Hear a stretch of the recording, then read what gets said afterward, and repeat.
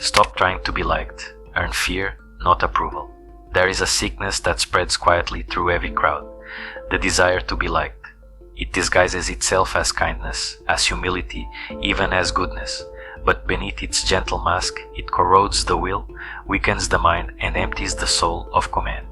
You can see it in the eyes of those who constantly explain themselves, in the trembling hesitation before they speak truth, in the way they laugh at what they don't find funny, just to belong. They think they are surviving, but in truth they are being tamed. Niccolo Machiavelli once wrote, "It is much safer to be feared than loved, if one must choose." The modern mind recoils at this. It sounds cruel, archaic, immoral, but he was not speaking of cruelty. He was speaking of clarity, of the law that governs respect.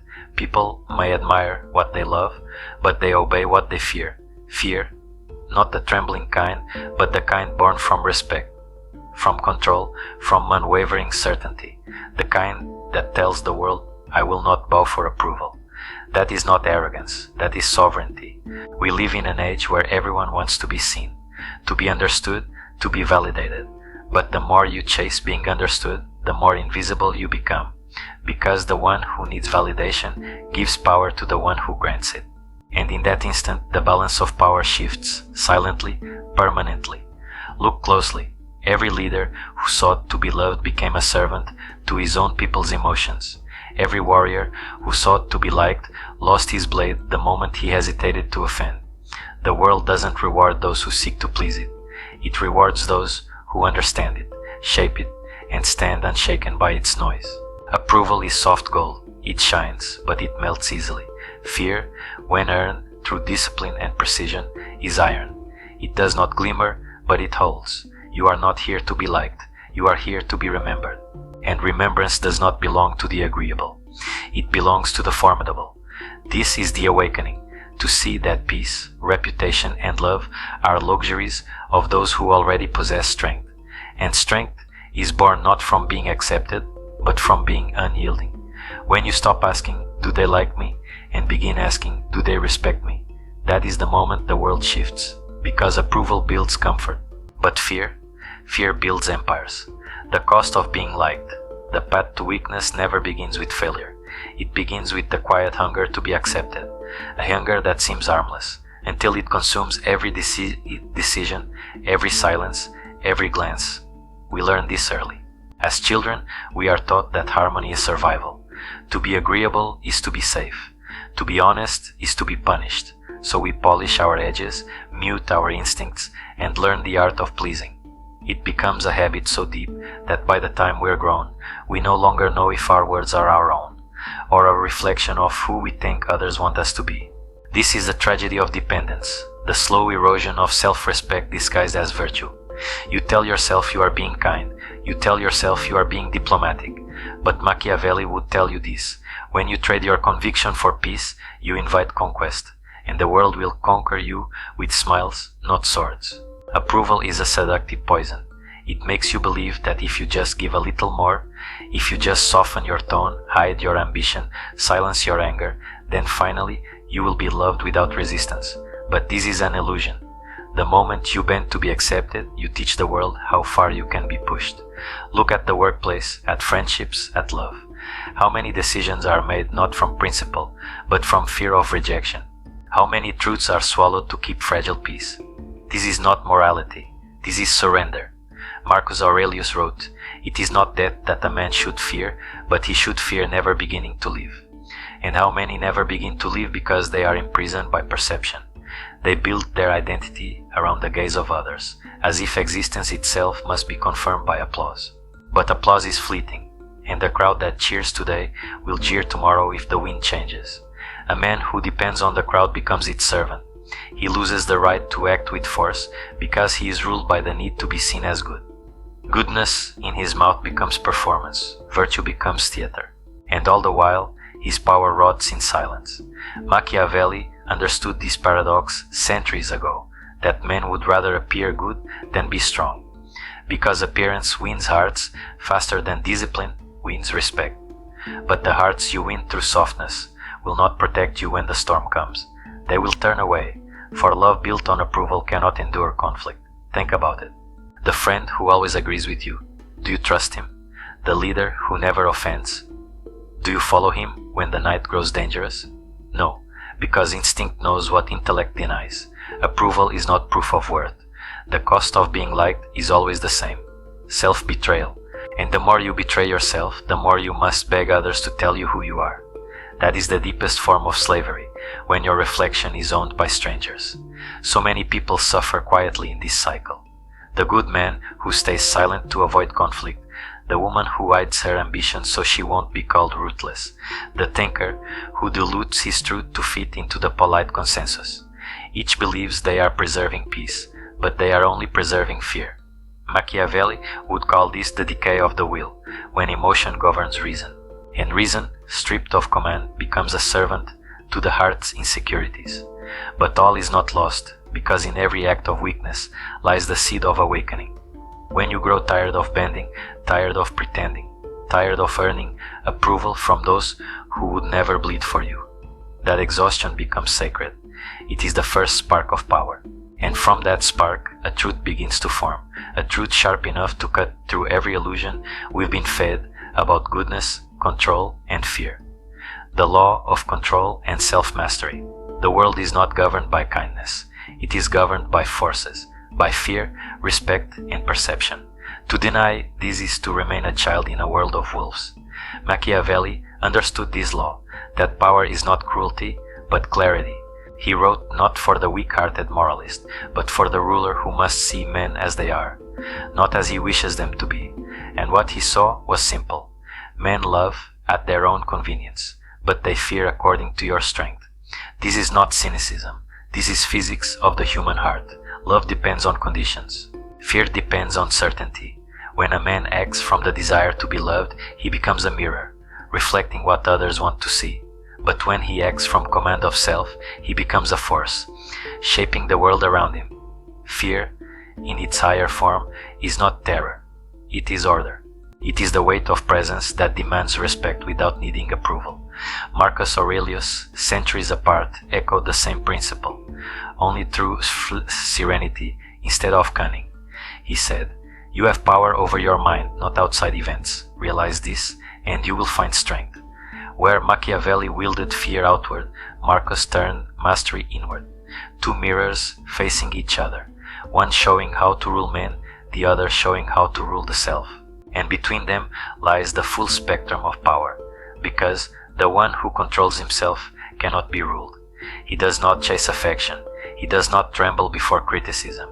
His silence has more gravity than another man's speeches. He may be feared, but that fear is not cruelty. It is reverence. It is the quiet recognition that this man cannot be swayed by the tides of emotion. To be loved is to depend on another's heart. To be feared or respected is to depend on your own. This is the revelation. Human nature bends to dominance, and dominance begins with the self. When you master your impulses, your expression changes. Your eyes stop pleading. Your voice stops seeking. You move like one who does not need the crowd, and the crowd, sensing this, begins to orbit you. Power is magnetic, but only when it is disciplined. Those who try to imitate authority with loudness or cruelty fail to understand its essence. Authority is not noise. It is restraint. It is the ability to remain unmoved when others demand reaction, to speak less and mean more, to withdraw affection not as punishment, but as proof that your approval is rare, and therefore valuable. Machiavelli would call this the art of distance. A ruler who is too familiar loses reverence. A man who explains too much loses mystery. A woman who overgives loses value. Distance creates gravity, and gravity commands respect. Even the Stoics, who sought virtue above all, practiced this law. They did not beg to be liked. They stood still in the storm, mastering their inner kingdom while the outer world crumbled. For to the Stoic, control of self is the highest conquest, higher than any throne or empire. The two philosophies, Machiavellian realism and Stoic mastery, meet at one point of truth, that freedom is not softness. It is the power to choose how one responds, unshaken by either affection or fear. The Machiavellian commands the world through fear of his resolve. The Stoic commands himself through fear of his weakness. Together, they form the complete man, one who is both untouchable and unshakable. And yet, most men will never reach this state, because it demands sacrifice, the death of emotional dependence. You must be willing to be misunderstood, to be called cold, to lose those who only valued your warmth. But in losing them, you find something rarer, the quiet power of being complete without applause. This is the revelation Machiavelli hides between his lines, and Marcus Aurelius whispers in his meditations, that the highest form of control is not domination over others, but the calm certainty that no one can dominate you, turning philosophy into power. Knowledge without application is vanity. Philosophy without transformation is comfort, not strength. You may understand fear, respect, control, but unless you embody them, they remain words floating in the air. The world doesn't listen to words, it listens to presence, and presence is built through consistency, through the quiet, invisible acts of discipline that no one sees. To live by Machiavelli's law is not to become cruel, it is to become deliberate, to move not from impulse, but from intention, to speak only when it serves your aim, to withdraw when your silence has more power than your defense. The weak chase reaction, the strong control it. Begin here. Master your emotional economy. Do not give your anger freely. It is currency. Do not give your affection cheaply. It is influence. And above all, do not explain your value. Prove it through restraint. The moment you stop explaining yourself, people start wondering. And wonder is the first step toward respect. Machiavelli taught rulers to be both lion and fox. Lion for strength, fox for cunning. But both animals share one quality, control. Neither wastes motion, neither apologizes for existing. They do what is necessary, not what is comfortable. So ask yourself, how much of your life is dictated by necessity and how much by comfort? The Machiavellian path begins the moment necessity outweighs approval. You start saying no without guilt. You stop chasing explanations. You detach from what does not serve your purpose. That detachment, though it feels cold, is the birth of respect. Marcus Aurelius would call it living according to nature, to act without distortion, without the noise of others' expectations, to see the world as it is, and yourself as a part of its order, not its victim. This is where Stoicism and Machiavellianism merge into true strategy, the understanding that every emotion, every choice, every gesture is a lever of influence. In leadership, this law manifests as calm dominance. You don't raise your voice, you lower it. You don't argue, you decide. Your certainty becomes the room's gravity, because power isn't what you display, it's what you withhold. In relationships, it becomes boundaries without bitterness. You give affection, but not access. You forgive, but do not forget. You understand that mercy is not weakness. It's a tool to be granted when it strengthens your position, not when it costs your self-respect. In ambition, it becomes focus without noise. While others announce their dreams, you move in silence. You understand Machiavelli's quiet command. Men, in general, judge more by the eye than by the hand. So you craft what they see, not through words, but through composure. Every act, every pause, every gesture becomes part of your narrative of control. And yet, there is one danger: pride. When the strong taste authority, they begin to believe they are gods. But Marcus Aurelius warned of this too. He said, "Soon you will have forgotten all things. Soon all things will have forgotten you." True power does not roar. It governs itself. The man who must prove he is feared is not. Fear, respect, command. These are not external forces. They are internal states projected outward. You cannot rule a kingdom if you cannot rule your mind. You cannot command loyalty if you cannot command silence. You cannot wield respect if you crumble under emotion. The transformation begins the moment you realize this. Every weakness is a negotiation with yourself. Every time you justify a lapse in discipline, you sign a treaty with mediocrity. And mediocrity, at once invited, never leaves willingly. So you must declare war. Not on others, on your own dependence, on your need to be understood, on your addiction to approval. Because once you conquer that, once you can walk into a room without needing validation, you become untouchable. Not by arrogance, but by mastery. Machiavelli would see in you a ruler. Marcus Aurelius would see in you a sage. Both would agree. You have become your own fortress. Impenetrable, not because of walls, but because of will. The weight of silence. Power is not loud. It does not announce itself. It moves quietly, like a tide that reshapes the shore without asking permission. And in the end, this is what remains. Not applause, not affection, not comfort, but the echo of how firmly you stood when others tremble.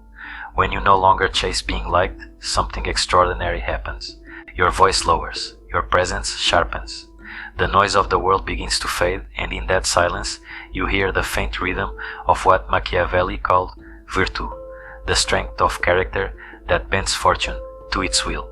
Men fear what they cannot predict, and the one who no longer depends on approval becomes unpredictable. He can walk away, he can endure solitude, he can act without the permission of the crowd.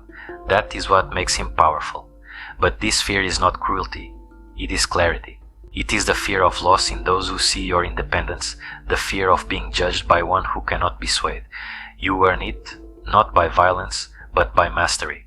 Marcus Aurelius wrote, "Waste no more time arguing about what a good man should be. Be one."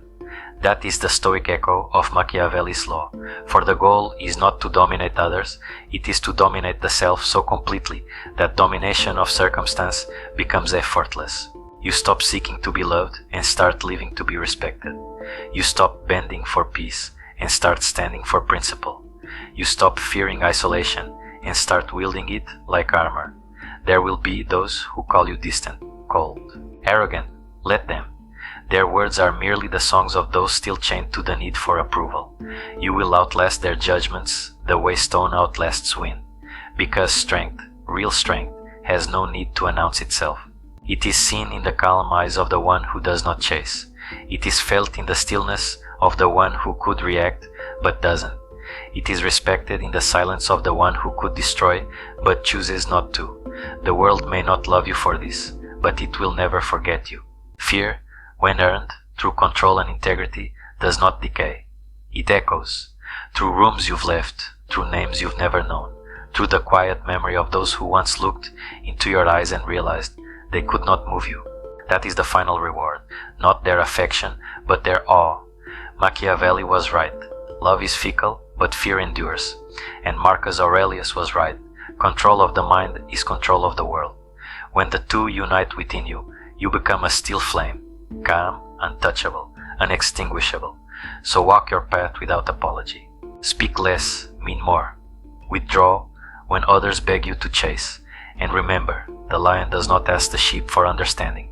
He simply stands, and the field rearranges itself around his presence. Do not seek to be liked. Become the one they cannot ignore. Not by force, but by the quiet authority of a soul that fears nothing. Because one truth will outlast every empire, every age, every philosophy. Those who seek approval fade. Those who command respect remain.